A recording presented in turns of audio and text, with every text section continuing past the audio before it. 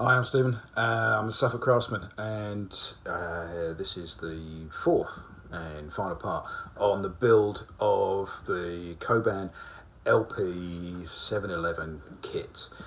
There's three preceding videos to this. There's an unboxing one, there's a dry build, and there's one where I talk about finishing and French polishing. You can find them all on my YouTube channel,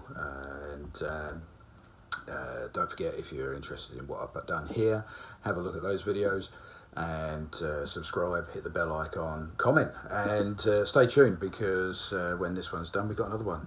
It's just over there to do. In this case, we're talking about this guitar here. This is the Coban LP711 kit guitar that we built over the last few weeks, and just give you a brief overview of it there. There we go. I wanted to talk to you about the tools we use before we go any further, because what you'll notice is I'm building this at home on the kitchen table, and I wanted to show, even though I've got a workshop, I wanted to show you what you need to build a guitar, and that you can build it at home without any specialist tools, and that you don't need a workshop or anything like that. It does depend on how you decide to finish it, you know, spray booths and things like that if you're going to spray, but in this case I wanted to show you what you can do just working on your kitchen table. So let's have a look at that, shall we?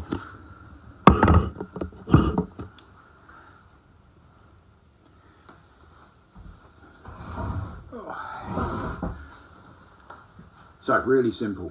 Let's just push that aside for a moment. The tools I used are really simple. I needed a screwdriver and a couple of spare screwdriver bits. Making sure you got the right size screwdrivers is, I would say, really important, because without them you're going to make a mess of your guitar. I've got some nippers here, which are for cutting guitar strings and taking the nuts out, because the nuts are glued in when you first get the guitar, and if you, as I did, need to change it, then you'll need those. I have a little bench vise. This is a classic old record imp bench vise. Just clamp it onto the side of the table and use it where you need to, for holding the neck while you're profiling and things like that. A fret saw, which I don't have here right now, but for cutting the profile on the top of the head, we needed a fret saw, so the vise and the fret saw came into their own for that. A selection of sandpapers. I've got some fairly coarse, this is a 240 grit. I've got some sponge backed ones, and some various grades of micro mesh as well. Literally that's all I used. For the shellac, I mixed my own, so we've got the shellac flakes, we've got some methylated spirit, we've got the mixed up shellac and applicator. An adjustable spanner. It doesn't matter how you do it, but there are nuts to do up on the headstock and switches and things like that, and the pots, you'll need something to do those up with. And some wood dye, water-based in this case. You know, you may choose different products, but this is how I did it. No specialist polishing compounds. I just used Brasso to give it its final polish. They're all polishing compounds. They're just very, very fine grits in a suspension of some sort. So that's what that is. And a straight edge. A straight edge comes in very useful for making sure everything's going to line up, for setting the height of the tunematic bridge and all of those types of things. You may want more tools. You may look at it and think, oh, God, I need feeler gauges and things like that. And, you know, yeah, you might. But honestly, this is what I used to build this guitar. Nothing more. The guitar is now assembled. It's tested. It's been played. It tunes okay. Everything works. I used only the components from the kit, with one exception. I needed to space the pots down a little bit to reduce this gap here. So I needed some washers, so I went through my parts bin and I found these Gibson style pot indicators, which I used as a washer just to help move the shaft of the pot down slightly, about ½ mil or so, just to reduce this gap and make it where I wanted it, and also then you get a nice little indicator on your pots. Back of the guitar, it's all done. I've assembled it with the supplied covers. I may change them in future. I've got some 3-ply material to make some new ones out of, but to be fair, that's going to be easier to do in my workshop. These work perfectly well. I think they could be nicer finished, but you know, you could either take a bit of paper and wipe around the edges of them to clean them up, or make some new ones. I printed some water slide stickers for the back of the neck, for the headstock, and for putting a serial number on here. I cleaned the frets. I used all of these materials to polish down the sides, and I taped and then used the finest micro mesh paper to do the initial polish on the frets, and then I finished it with the Brasso and some kitchen towel. I took the nut off, and I sanded off the back. I just took a piece of the coarsest sandpaper, put it on a block, and then just polished the back of the nut off. Refitted it a few times to get it down to where I wanted it. I think it's still about ½ millimeter too high, but I'm not going to take any more off, and the reason for that is that I've sold it. It's going to a musician friend of mine who fell in love with it, and I suggested to him that I thought the nut was too high, and he said, "Nah, I like it like that." So there you go, personal preferences. If I was going to keep it, I'd take another ½ millimeter off of that just to get this action down a little bit further. It's really easy to do. If you want to measure that action, just bear with me.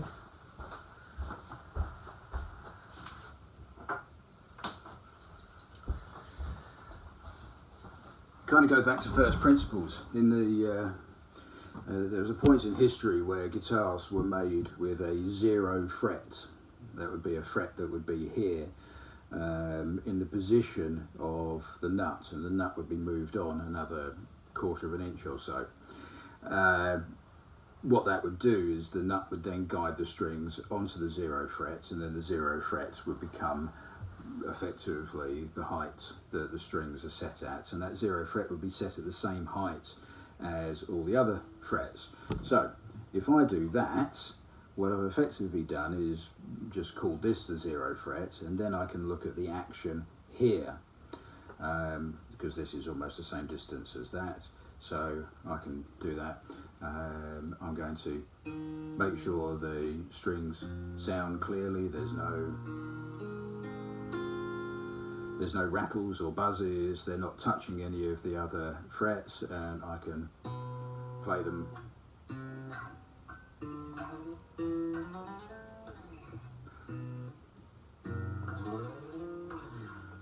on the other frets and make sure that they don't foul anywhere. So having done that, I could then take a feeler gauge in the gap under the 2nd fret, measure that, take the cap off, measure this gap, and then subtract that from that, and the difference is how much has got to come off of the nut. Really straightforward, but we're getting into some really tight tolerances when we do that. We're talking like fractions of a millimeter. If you take too much off, then your 1st fret isn't going to play properly. So there's a point at which you stop. And as I say, my musician friend who has bought this now was happy with that, so I'm not going to take any more off. I'm quite happy with the action. The action down here, we're talking 2 and a bit mil, and probably a fraction less on the top E. The other test that we can do, just to make sure we've got the truss rod set right, is, I'll just put a cap on it, that'll be easier. There we go. If I hold that down there and that's there, we've got a little bit of movement there, and we've got a little bit of movement there. That means that the neck has a bit of a forward bend to it, just the tiniest bit. We're talking 0.1 of a mil and maybe 0.2 or 0.3 there. And that's just about right. That is almost exactly where I want it. I'm not going to make any further adjustments. This guitar has been assembled now and strung for a couple of weeks. It's not going to move much more. You know, maybe in a year's time it'll need a little tweak, but for now, with this setup, it's just about right. I talked about setting the height of the Tune-o-matic bridge. I can show you how we do that as well. If I put my straight edge along the side of the strings there, then I can actually see exactly where that touches. So I can set the height of the bridge knowing that all of this is straight, and I can do the same on the other side, remembering that you've got adjustment on both ends, like that. Really straightforward. I think I've set this maybe on the bottom E, maybe 1/4 of a mil too high, and so I might take that down a little bit. But we're going to play it a bit before we make a final decision. And then of course you've got the adjustment of the pickups. Player's choice, really. You lower them down as much as possible, you'll improve the sustain of the guitar because the magnets in them are not pulling on the strings so much. Raise them up if you want a louder, more intense sound off of them. At the moment they're set quite low. That's partly because I've been setting the strings up. You don't want the pickups pulling the strings down while you're setting up all the action and everything. But also I quite like the sound. What else have we done? That's it. It's assembled, it's tested. I'm a terrible player. I have played it a little bit just to make sure that I'm happy with it.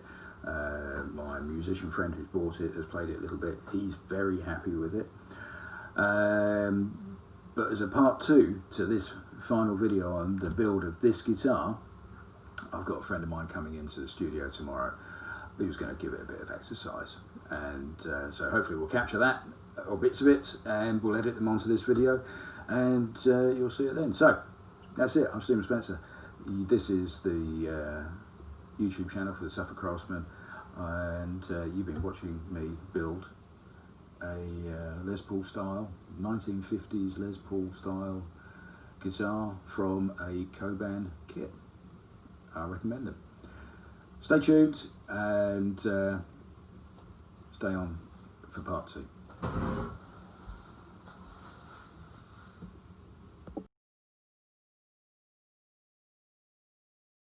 Now listen, I'm going to encourage you to pick up that guitar, turn the volume up. Is the amp on?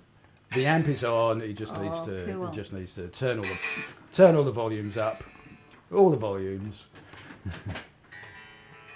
That doesn't sound like it's turned up. There's a plectrum stuck in the strings there.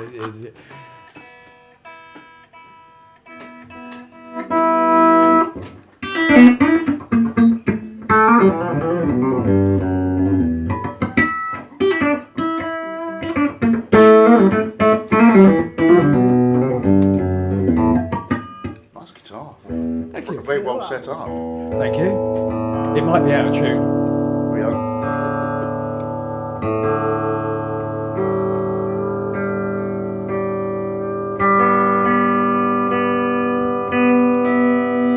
We've got Les Paul here, Les Paul shape, spalted maple, Mahogany body. mahogany body. Looks like an ebony fingerboard. It is. Very well. You made it all yourself, really? Yeah, I built this. I'm not just saying this. This is great. Thank you. It really is. Look at that mahogany body. Yes. Sorry, I'm He's doing the It's guitar drooling. geek bit. It's yeah, no, drooling. for the listeners, it's very well set up. The action's low. The pickups are very warm.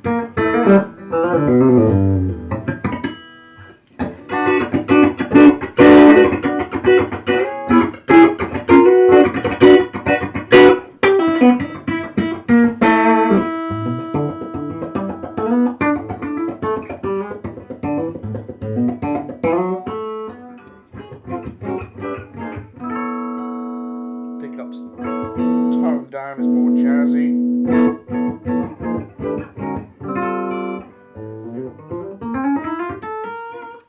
What a great guitar. Thank you. Yeah, so listeners, if you're interested, it's been sold this one, but there's more available. I'm making another one now. Yeah, look at that. Cool. You can, I'll sequester one in your shop, and you can. You can. I'd sell that. That's really, really nice.